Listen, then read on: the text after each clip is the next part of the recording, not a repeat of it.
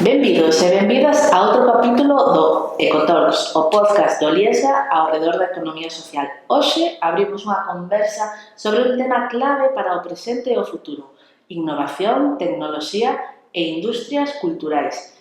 Vivimos nun momento no que o digital, o deseño e a creatividade están a redefinir a forma na que aprendemos, comunicamos e construímos comunidade. Mais a pregunta é: que ocorre cando estas ferramentas se poñen ao servizo do impacto social do territorio e das persoas? Neste episodio achegámonos a dúas cooperativas galegas que traballan con linguaxes distintas, o xogo, o deseño, a fabricación digital, a enxeñaría, pero que comparten unha mesma mirada: crear proxectos innovadores con impacto cultural e social desde a economía social. Contamos con Cintia Lomba, de Escape Room. Benvida. Hola, bons días. Cintia transforma espazos en experiencias de xogo e aprendizaxe a través da gamificación e da tecnoloxía. E tamén contamos con Carmen Araquistain, de Despunte. Benvida, Carmen. Hola. É un placer terte aquí.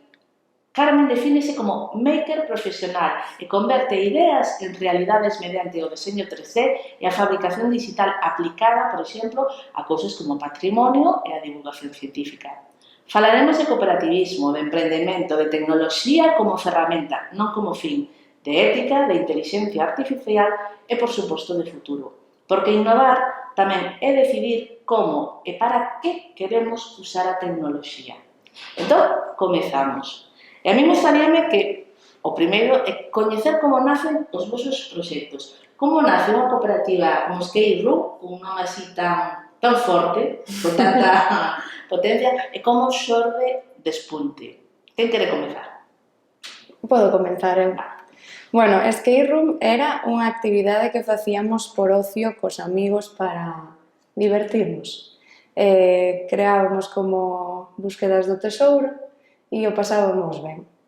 Pero, bueno, en certo momento pensamos que eso podía ser unha idea de negocio e entonces nos apuntamos a uns cursos de emprendemento onde aprendimos bastantes cousas e, claro, tiñamos que engadirlle algo de valor e para nós foi moi importante que era importante que esas experiencias e esas búsquedas do tesouro, escape rooms, servisen para algo. Entonces, a través das escape rooms que creamos, transmitimos calquera tipo de coñecemento que te podes imaginar, desde turístico, cultural, patrimonio, hasta calquera... Pódese facer un escape room para o Día da Muller, un escape room de corresponsabilidade, pódese facer calquera temática. E unha cousa que era clave para nós, para poder levar este proxecto adiante, era que funcionase con tecnoloxía. Entón, todos os nosos xogos e experiencias funcionan co teléfono móvil e o sistema de desbloqueo é un mapa. Entón, te aparece como un punto que tens que dirixirte e ao chegar a ese punto se desbloquea a proba. Entón, isto pois nos permite, aparte de facer a temática que nos dé a gana que te podes imaginar, colocar este tipo de xogos en calquera parte do mundo. Entón, pódese colocar nunha cidade, pódese colocar nunha vila, é bastante flexible. Así que vos tiveches esa sorte de facer eso que para moita xente é como un soño. Un hobby, unha cosa que vos gusta, convertila no vosso centro de vida, de traballo. Sí, a verdade é que é moita sorte podelo convertirse. Carmen, vos tamén transformachedes un hobby, unha pasión na vosa actividade productiva? En parte sí, pero non foi o motivo principal de como xurdiu Despunte. No noso caso, a motivación principal dos dous socios da cooperativa foi que queríamos traballar en Galicia e en proxectos que nos motivasen un pouco máis. Os dous somos enxeñeiros, tiñamos diferentes traballos, eu estaba traballando fora, decidimos que queríamos emprender para traballar aquí e como que era o momento para comezar a traballar en cousas que nos gustasen máis, non? E que iniciásemos nós. Entón, foi así por 2020 que decidimos tomar a decisión de emprender, pero ainda non sabíamos con que. Entón, estivemos como un aniño onde estivemos facendo algún programa de emprendemento, validando ideas que tiñamos aí como posibilidades, pero non sabíamos nada de negocio, nin do tipo de negocio o que queríamos facer, nin das cooperativas, da economía social. Foi algo que fomos aprendendo neste primeiro ano, e despois no 2021 xa establecimos a cooperativa e xa probamos algunhas desas ideas, puxémolas no mercado, fomos aprendendo e ao final levounos un tempo mellorar a nosa oferta, non? Decir o que ofrecíamos de forma un pouco máis clara, cun encaixe maior, con cousas que nos gustaban. Entón, aí sí que levounos un tempo, pero sí que fomos collendo cousas do mundo maker, que sobre todo no caso do meu compañeiro xa formaban parte do seu día a día, pero na parte menos relacionada co traballo, e fomos meténdola na parte de servicios e dándolle forma de negocio. Pero foi un proceso un pouco máis longo, non foi o xerme inicial. Entón, para Despunte, o cooperativismo non foi a primeira opción, foi algo que chegachedes a través da información e a formación. E no vosso caso, Cintia? E no noso caso un pouco tamén, eu sinto-me identificada co que contas porque nós, éramos dúas estudiantes que non tiñamos nin idea de emprendemento, nin de negocio, nin nada. Entonces, non sabíamos que existían as cooperativas, nin sabíamos nada, a verdade. Entonces, nos fomos metendo pouco a pouco e coa sorte de que polo medio coñecemos a Espazo Coop e nos axudaron en absolutamente todo para poder iniciar a actividade e nos encaixaba perfectamente co que íbamos a facer e, é como que estuvimos un tempo perdidas e de repente atopamos como a solución despois duns meses, porque aínda tardamos uns meses en crear todo eso, a idea de negocio, ver como se vai facer e un pouco lento, claro, pero é cando non sabes é así. Sí, hai que ir aprendendo pouco a pouco, e máis, nos inicios vos sodes dúas cooperativas moi novas, que aparte de estar moi apegadas ao territorio, no vosso caso a ilusión de poder vivir e traballar en Galicia foi o que vos impulsou a levar a cabo o Despunte, e aínda que o cooperativismo non o coñecíades, sabemos que estaba no seu alrededor, que está no noso día a día, pero a tecnoloxía sí que a coñecíades, o sea, a tecnoloxía está aí moi presente e a base dos vosos proxectos. Entón, tanto en Skate Room como en Despunte é un medio para conseguir un fin a tecnoloxía. En Skate Room as vosas experiencias se combinan xogo, como me contabas, Cintia, xogo que pode ser de calquera tipo, interior, en exterior, utilizando códigos QR, geolocalización, a través da vosa aplicación web que tedes. Como vos axuda a tecnoloxía a crear experiencias accesibles, flexibles, tan dinámicas, tan adaptables a calquera espazo, calquera lugar? Para nós a tecnoloxía é esencial, porque sin ela non existiría Skate Room. Entonces,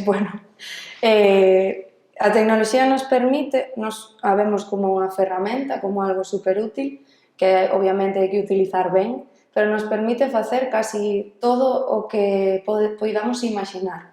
De feito, ahora te diría que estamos como nun proceso de moito cambio, porque vamos a meter inteligencia artificial, vamos a meter realidade aumentada, o sea que poidas ir como facendo diferentes xogos co móvil. Isto leva tempo, hai un proceso de ver como se fai e tal, pero o que fai é mellorar a experiencia do usuario cando está xogando, dos xogadores, que o pasen mellor e tamén coa tecnoloxía o que dices ti, podes adaptar a calquera tipo de territorio sen limitacións á experiencia.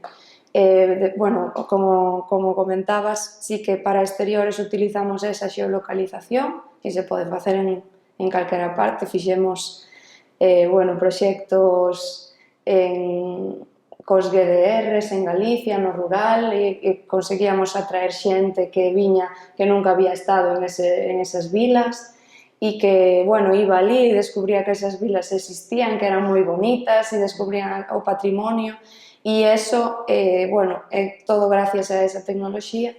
E logo nos interiores temos desbloqueo por códigos QR que se pode adaptar a museos para que as visitas tamén sexan máis divertidas, incluso para os nenos, que ás veces pois van e están un pouco aburridos e te agradecen como que haya algo que lles motive.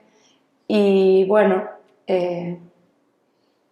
a mí me encanta porque temos primicia, o sea, nos acabas de decir que vai haber un avance, a realidade aumentada que vai a ser implementada, a inteligencia artificial, eso é que, bueno, a idea funciona, o proxecto funciona, o proxecto medra e vai en consonancia ás últimas evolucións tecnolóxicas, evidentemente. Sí, é que ao final, bueno, nós creemos que temos que adaptarnos un pouco ao que está sucedendo.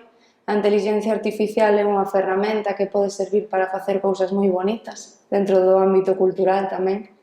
E, bueno, a nosa idea é eso, utilizala para que esa experiencia, cando vas a descubrir unha vila ou un lugar, sexa todavía mellor e te axude máis a ver pois, esa parte que hai.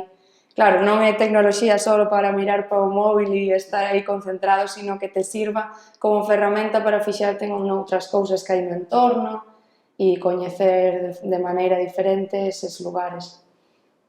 E atraer novas persoas e novas realidades a eses espazos. Sí. En cambio, Despunte, bueno, vos tamén usades base tecnolóxica, evidentemente, está moi ligada á creación e á produción. Traballades con impresións 3D, con realidade aumentada, programación. Como están a cambiar esas tecnoloxías digitais as oportunidades de emprendemento dentro da economía social? Pois nós o que vemos é que hai moitas tecnoloxías que xa levan moito tempo disponibles, o sea, son tecnoloxías que xa están desenvolvidas, nós non desenvolvemos tecnoloxía.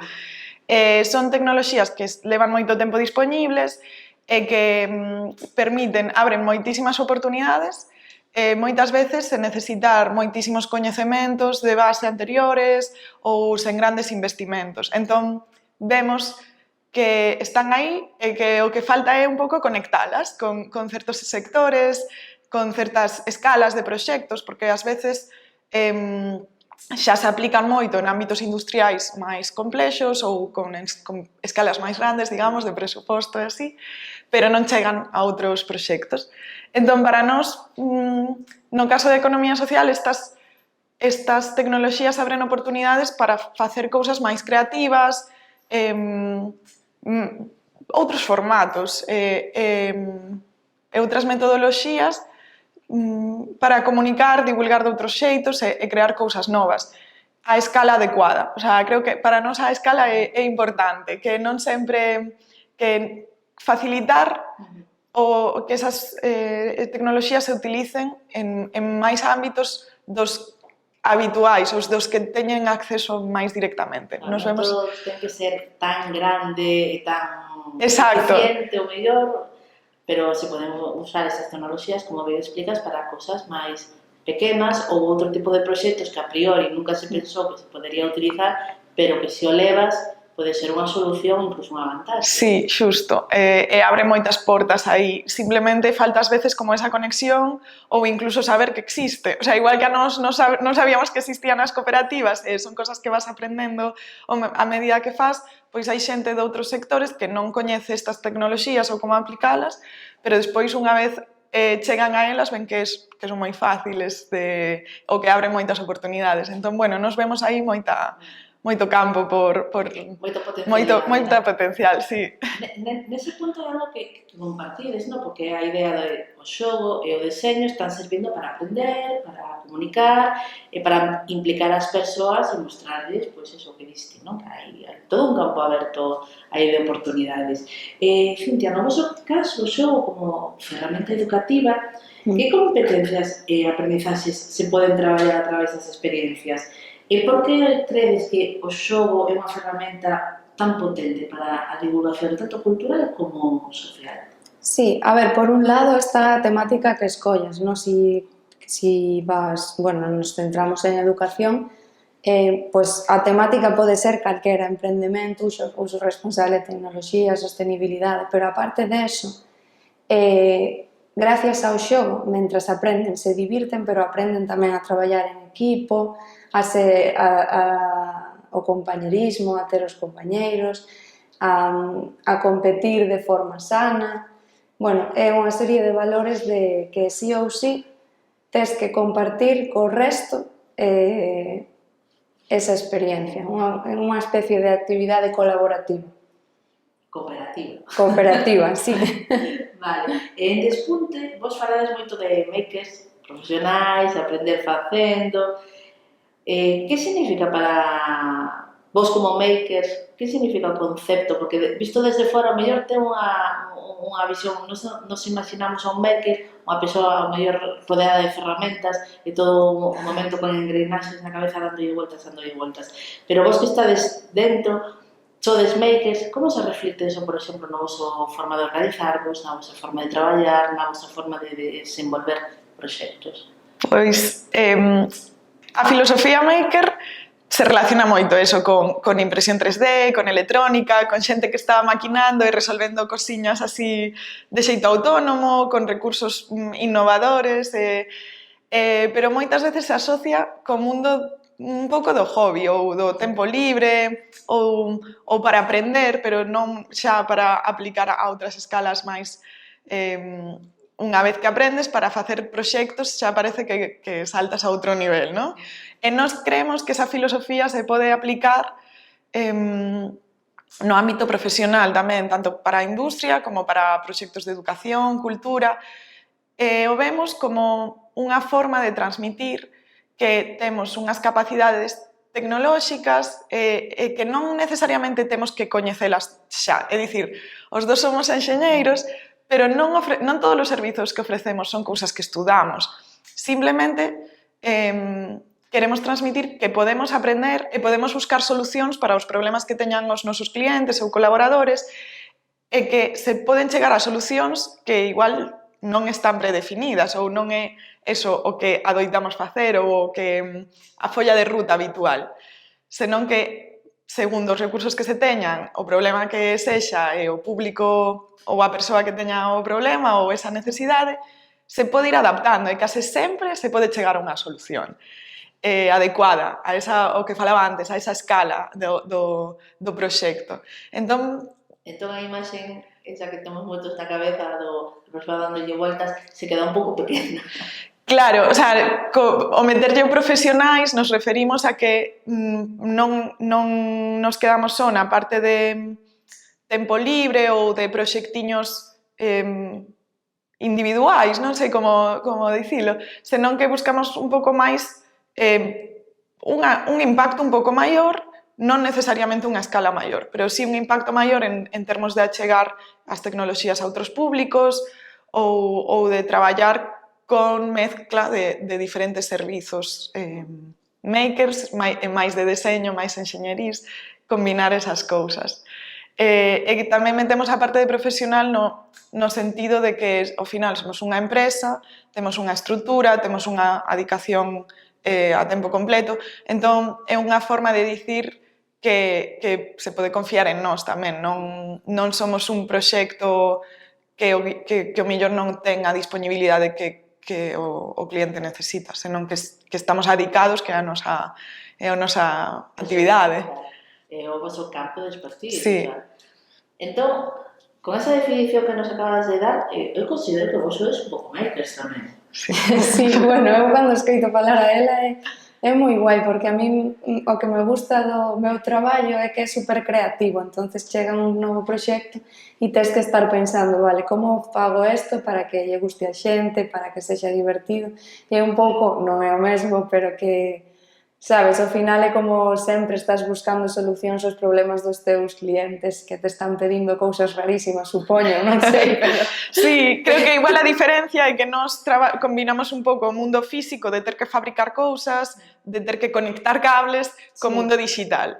Entón, creo que aí é onde a filosofía maker impregna un pouco máis todos os proxectos, que combinan esas dúas partes, non só servizos máis digitais, que igual sí que teñen algún elemento físico, pois como os QRs, pois hai que poñelos, pero non teñen unha parte de deseño igual tan forte, de deseño de produtos físicos. Sí, é máis de pensar como encaixar todo. E a nosa, eu a vexo como máis de narrativa, de pensar como facer que esa narrativa encaixe no xogo e así. O sea, a parte creativa, me refiro.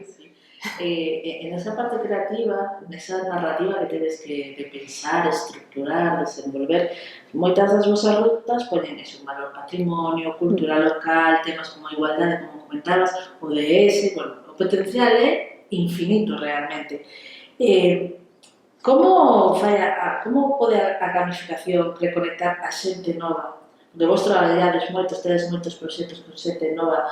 Como podemos usar esa gamificación para conectalos co territorio e ca cultura? Bueno, para nós é clave a gamificación porque a xente nova en xeral, cando tú lle metes a parte do xogo, moitas veces en principio van por esa parte e logo acaban aprendendo un montón de cousas porque moitas veces cando vamos a centros educativos e así logo pasamos en quisas para ver como foi e demais e realmente aprenden moito. O que pasa é que é como unha fonte de motivación, sabes? Vamos a ir a xogar un escape room e de paso vamos a aprender. É como unha mezcla de motivación para eles, facer algo diferente que non sexa o mellor estar lendo un libro, que tamén é interesante, pero bueno, como que lles motive un pouco máis, que lle mova por dentro.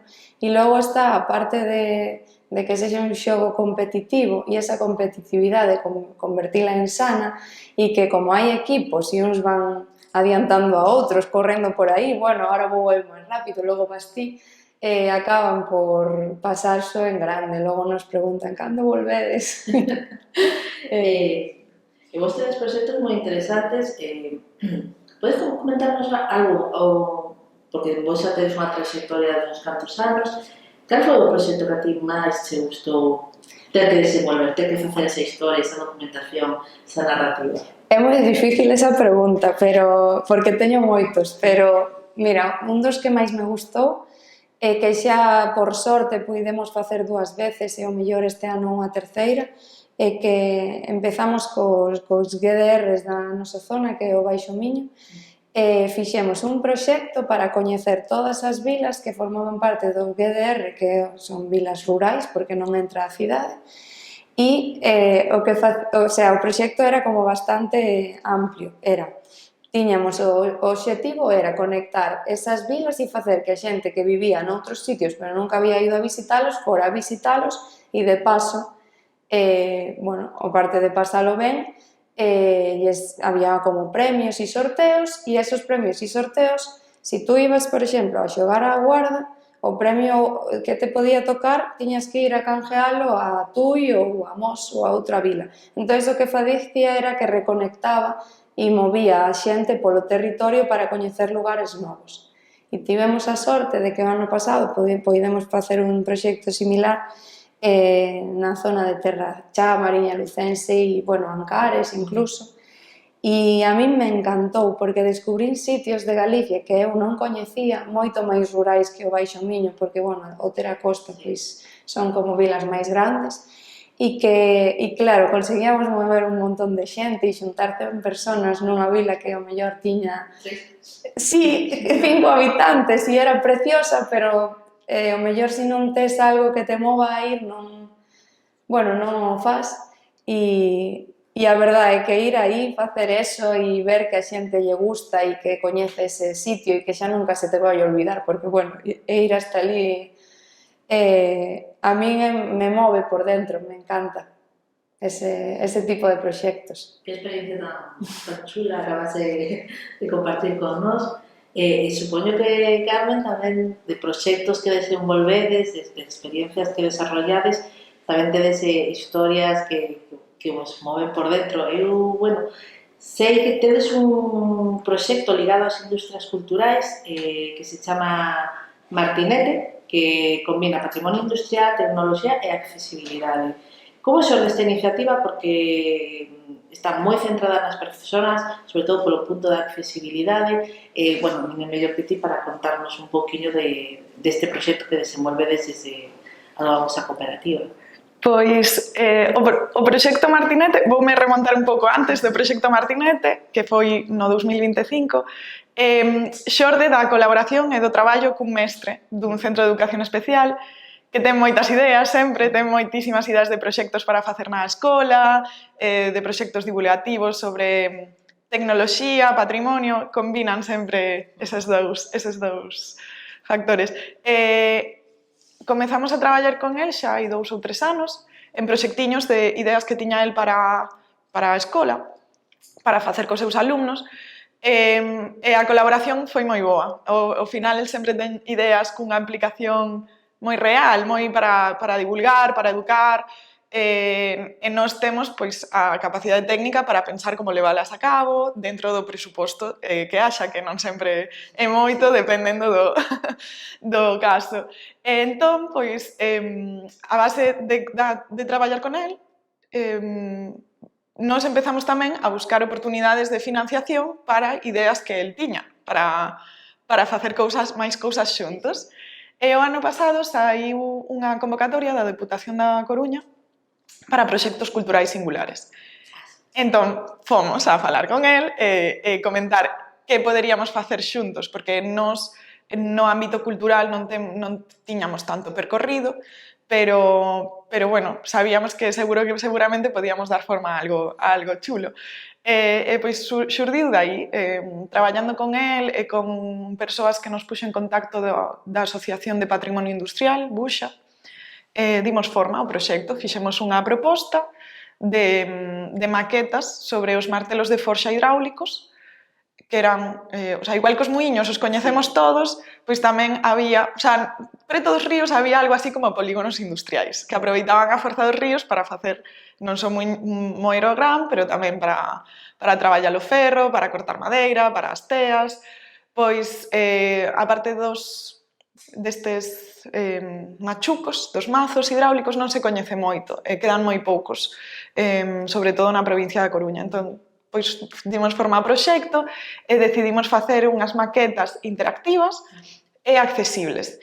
Accesibles no sentido moi amplio, para que fosen para un público moi alto, dende rapaces pequenos ata adultos, e tamén accesibles para persoas con discapacidade visual, que todo se poidese tocar. Era unha premisa que era moi boa tamén para a primeira premisa de que fose para rapaces tamén, porque ao final se todo se pode tocar, se poden xogar, axuda moitísimo a esa parte de aprender. Bueno, conseguimos o premio e fixemos con eles o proxecto, que foi precioso. Aprendimos moitísimo e foi moi bonita tamén a posta en práctica non só de facer as maquetas, senón de leválas a eventos, de traballar con persoas da ONCE, de traballar cos alumnos do centro. Foi un proxecto precioso, sí. A verdad que soa super ben. Eu non tiña coñecemento da existencia dos machucos. Son? Sí. Ou se ven a palabra machuco. Machucos, sí. Vale. Non os coñecías. Te coñecías? Son os que, bueno, te pregunto, os que sirven para machacar a roupa. Esos son batáns, que utilizan mecanismos similares. Vale. De feito, a idea inicial era facer sobre os batáns, pero ao final... Sí. Os batáns os coñecía, os machucos non. Sí. Eu non coñecía. Porque batáns sí que queda algún, por exemplo, fomos dentro como de proxecto, estivemos informándonos sobre todos estes enxeños hidráulicos que ao final non estábamos moi familiarizados con eles, e fomos visitar un batán en Vilazandar que aínda funciona. A familia que o ten dende, non sei dende sempre, pero dende hai moitos tempo, aínda o mantén e podes ir o poñen en funcionamento, é moi interesante. Machucos eran como grandes martelos accionados pola auga, porque ao final os ferreiros o que teñen é que golpear quentan o material e golpean. Pero claro, estar golpeando todo o día é moito traballo, sobre todo cando empezas a traballar primeiro cas pezas grandes. Entón, claro, tiñan estes muiños, que non eran muiños como tal, simplemente o mecanismo final o que facía era accionar un martelo grande e traballaban 24 horas eses martelos, porque todos os ferreiros querían empregalos, pero era algo moi profesionalizado para esa profesión únicamente, non como os muiños, por exemplo, que todo o mundo de algún xeito tiña que moer gran ou coñecía xente que ia moerlo gran, eran un pouco menos populares e había menos, e por eso os coñecemos menos. E por eso seleccionamos esa máquina, porque nos pareceu moi interesante e que había moi pouco coñecemento, sobre todo na provincia da Coruña, que era a financiación era da Deputación da Coruña. En Lugo hai máis, por exemplo, e algúns están mellor conservados, porque hai ferro, en Lugo hai mineral de ferro, entón había moito máis traballo relacionado co ferro. Mira, aquí aprendendo, a Sí, vida, bueno. descoñecer, eu fui na provincia da Coruña, entendo que non o coñecía porque non hai moitos na nosa provincia. Pero resulta moi interesante porque aparte unha recuperación patrimonial, por parte do que tamén facedes con Skate Room, moi interesante. Bueno, en ambos os casos xa mencionaches varias veces a outras entidades, a administración, empresas, tamén imagino que persoas particulares, traballades con concellos, con entidades públicas, con todos.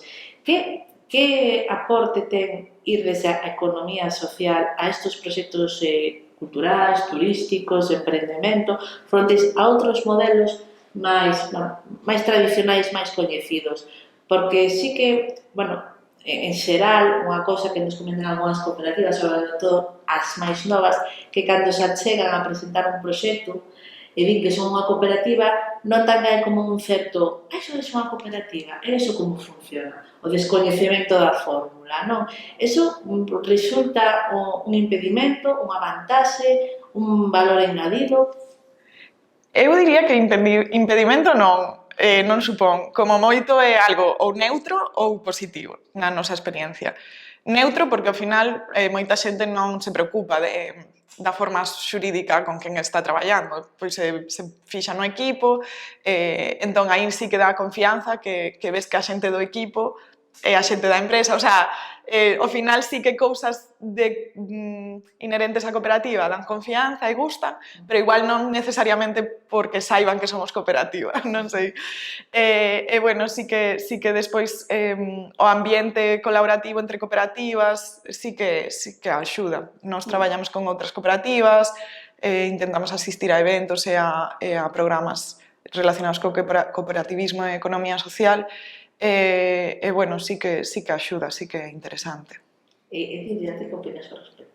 Sí, bueno, eu tamén penso que sí que hai moita xente que non se fija, pero bueno, hai outros que sí. E suele como dar dudas, é como un prexuicio, creo, pero como que teñas unha cooperativa con base tecnolóxica, é como que hai un prexuicio con que as cooperativas teñen que ser de outro xeito, como agrarias ou... Sí, tamén é certo que, bueno, como xa pasaron 3 anos e pico e así, o notaba máis ao principio que agora. Agora quizáis, como hai máis cooperativas e, bueno, con tecnoloxía e, bueno, moi variadas, igual sí que se está acostumbrando máis a xente a velas.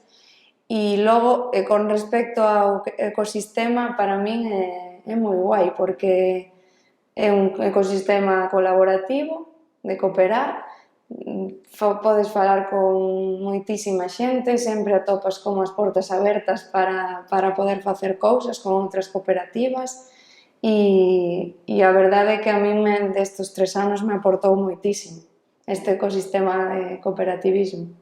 Entón, as dúas mencionades ao final que dende o cooperativismo se fai rede, hai unha rede moi potente que sempre está aí presente. Entón, crees que así se facilita a innovación e o traballo creativo frente aos demais modelos empresariais? Que crees que eso é máis sinxela a cooperación, a colaboración, o intercambio de coñecementos, de metodoloxías? Eu creo que en certo xeito sí, que esas redes axudan. Igual non a innovar no sentido de desenvolver tecnoloxías novas, como dicía algo que antes, que é algo moi complicado, senón a innovar na aplicación de cousas, de idear novos proxectos, de sacar cousas adiante de xeito moito máis áxil.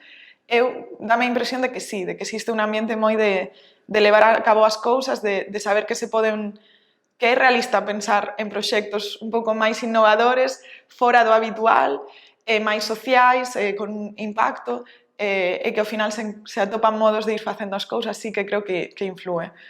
Sí, dentro desa rede como que é máis fácil atopar proxectos cos que colaborar e facer proxectos novos, e incluso non só para innovar, que tamén, sino si en algún momento necesitas axuda ou alguén necesita axuda de ti, é como moi dinámico e fácil contar con ese ecosistema para para o que necesites.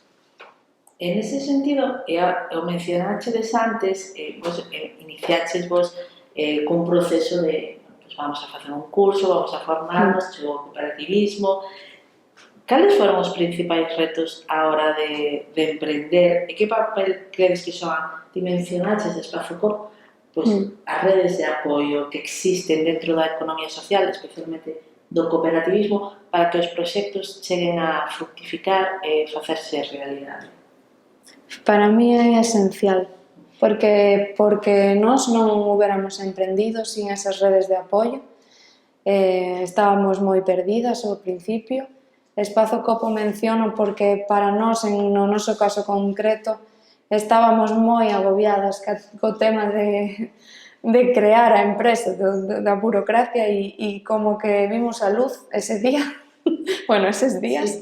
Entonces, bueno, en concreto, para nós, ese caso, moi ben. E logo, o tema de poder ir a cursos e que te apoyen, que te den, bueno, como mentorías ou que te axuden cos teus problemas, sobre todo ao principio, logo tamén, pero sobre todo ao principio é moi importante, porque se empezas de cero, como no noso caso, non tes contactos, nin tes nada. Entón, atopar esas redes e que te digan podes vir aquí cando queiras a preguntarnos o que te dé a gana, é como, vale, xa teño alguén a quen preguntarlle e xa vivo tranquila. Sí. Esa é a palabra, tranquilidade, non? Saber que vas a mandar alguén que coñece o proceso. Sí. E para Despunte, Carmen, para vos como foi? Nós participamos en programas de emprendemento tamén, pero diría, o sea, preguntaches como que foi o máis difícil ou a traba principal. No noso caso, diría que a parte comercial. Non tanto relacionado co establecemento, senón con vender. O sea, como, en plan, como xeramos ingresos, como facemos desto un negocio sostible dentro de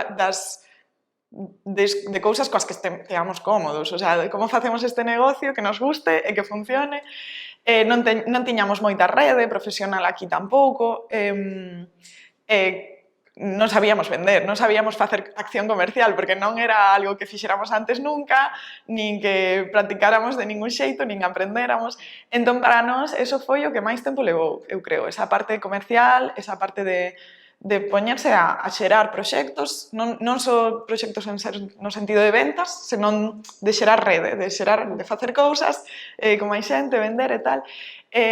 Axudáronos nos programas de emprendemento, sobre todo nos axudaron os mentores ou as titoras que tivemos neses programas que ao final danche consellos máis personalizados.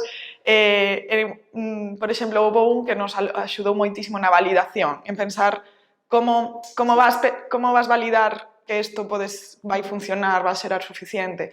E outro nos axudou moito un pouco en termos de mentalidade, de a hora de vender, como vender de xeito máis cómodo, como intentar facer redes sen estar vendendo sempre, porque ao final non se trata de estar intentando encasquetar algo.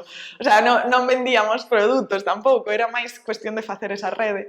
Entón, aí sí que nos axudaron moito nese sentido esas persoas. Os programas de emprendemento ás veces sí que non están relacionados con economía social, entón cuestionan, en plan, por que te vas facer cooperativa, ou sí que cuestionaron os ritmos que nos buscábamos, que non encaixaban co produtivo, co capital que se necesitan, co ritmo de facer as cousas, de crecer. Eso sí que non nos encaixaba, pero a parte máis de asesoramento persoal, sí. Despois recibimos asesoramento de Usumo, que tamén foi unha boa axuda no momento de establecerse para facer os trámites, eso, un pouco máis tranquilos. E despois un pouco máis asentados para continuar como ese crecemento e tal, as axudas que comentaba antes, pero axudas xa máis por proxecto. A axuda da Deputación da Coruña para o proxecto do Martinete, ou unhas axudas que conseguimos do Ministerio para proxectos de realidade aumentada. Eses proxectos, esas axudas nos axudaron moito a abrir portas. É dicir, vale, xa temos un pouco a nosa acción comercial, o noso servizo máis claro, e xa estamos facendo aí avanzando, pero como podemos seguir formando rede? Entón, eses proxectos, esa financiación sí que nos veu moi ben para continuar por aí. Bueno, foron principios e inicios trepidantes en todos os casos, pero que fructificaron finalmente na Esquirrún como en Despunte son realidades e proxectos que, bueno, se levan uns anos e se están asentando formando parte da rede que existe na nosa comunidade autónoma de economía social e cooperativismo. Ao longo desta conversa, unha das palabras que máis xorde inevitablemente é tecnoloxía, e se falamos de tecnoloxía temos que falar da actualidade da inteligencia artificial, que está cada vez máis presente en procesos creativos e industriais. Como vedes o seu encaixe en proxectos de economía social e que oportunidades credes que pode abrir a inteligencia artificial? Vos xa implementades, vos estades nese proceso. Que significa para vos poder usar a inteligencia artificial? Para mí, bueno, o dixen antes, pero me vou repetir un pouco. A inteligencia artificial eu a vexo como unha ferramenta e é moi amplia, entón seguramente eu non coñeza a maioría de cousas que se poden chegar a facer. E claro, como ferramenta pode utilizarse para calquera cousa, para ben e para mal.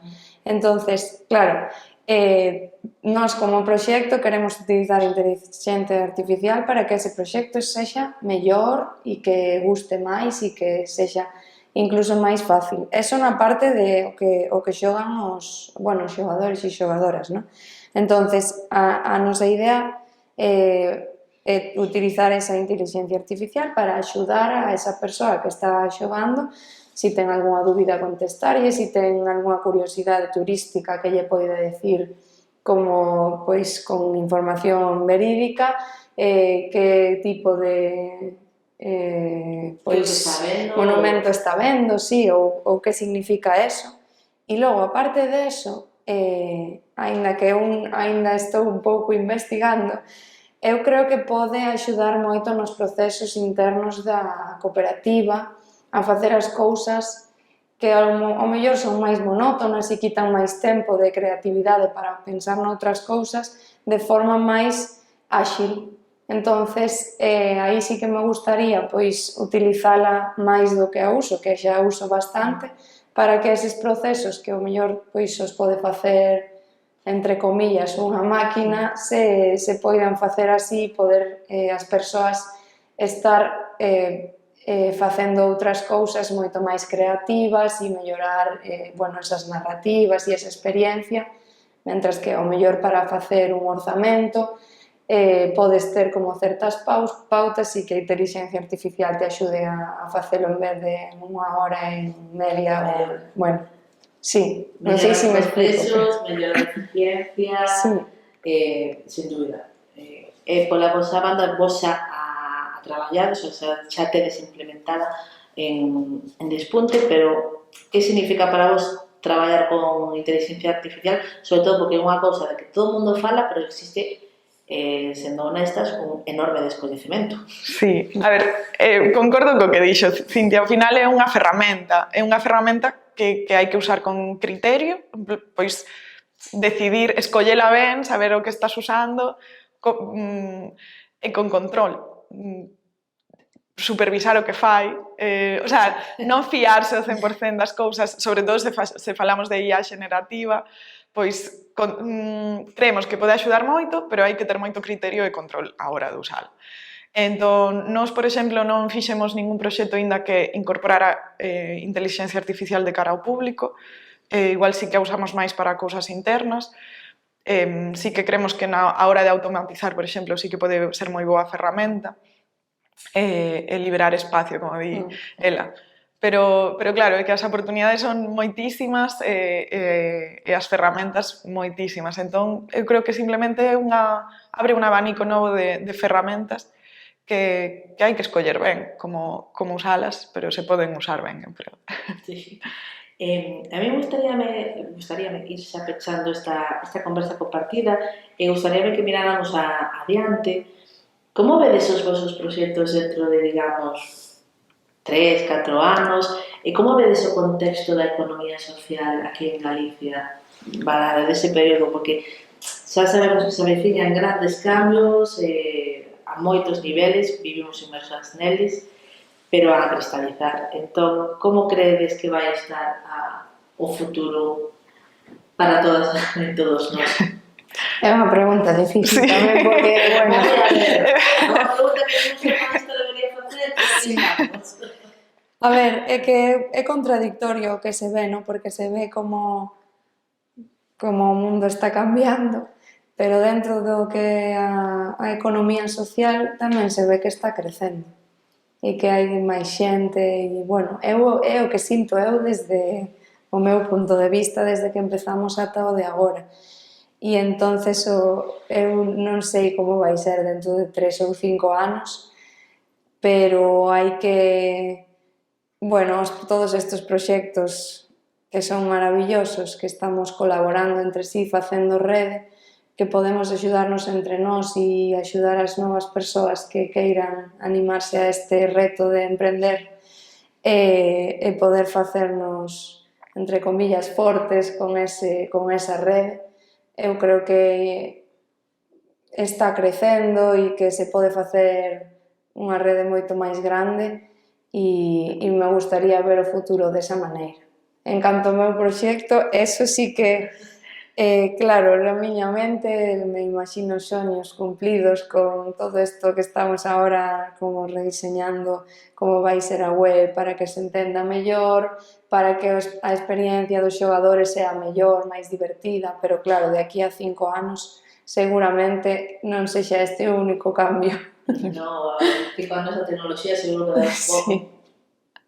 Xiro tremendo e non estaremos falando mellor de gamificación, senón de outras cousas, ou a inteligencia artificial xa nos deu unha volta e estaremos vendo A saber. Despunte, Carmen, ti como valoras os vindeiros anos?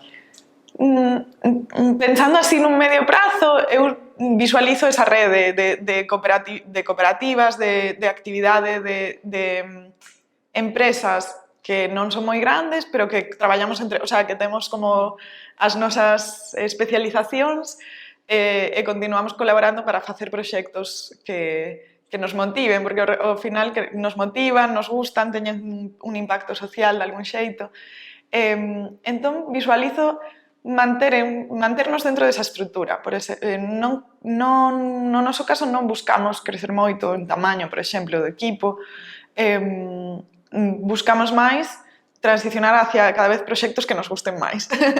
O sea, é un pouco un obxectivo persoal, pero ao final o traballo está moi vinculado ás motivacións persoais. Entón, sí que visualizamos un pouco ir traballando cada vez en máis proxectos colaborativos, sí que nos gusta moito traballar con outras entidades sen necesidade de nos crecer moito, pero sí hacia temáticas e hacia impactos que nos motiven, que nos gusten máis. Entón, pois, eso é un pouco o que vexo dentro da incertidumbre toda que hai. Recollemos esas visións de futuro tan alentadoras, tan positivas. A min, para finalizar esta conversa, gustoume moito que trouxeches a este espazo a nivel cultural, a nivel de proxectos, a nivel de colaboración e de rede, proxectos ademais que sodes tan novos e cunha base tan tecnolóxica e como mencionaches, Cintia, que a veces vos miraba un pouco como é posible que unha cooperativa tenha unha base tecnolóxica e aí estades vos, as súas, os vosos proxectos dicindo, pois sí, se pode e funciona, somos sostibles e ademais creamos redes e valorizamos o territorio e valorizamos a historia e somos, bueno, a verdade é que os vosos proxectos son, a mí encantan, me parecen maravillosos e poder coñecelos así un pouco máis polo miúdo, con esas historias máis persoais e proxectos específicos, eu agradecevos moito o aporte que trouxeches hoxe aquí. Moitas grazas. Moitas gracias. Para os que nos estades vendo, pechamos esta conversa compartida con Cintia e con Carmen e vos emplazamos a seguirnos nas redes sociais do Liesga e tamén na nosa canle de YouTube. Estade atentos e atentas ao vindeiro Ecotalk. Moitas grazas.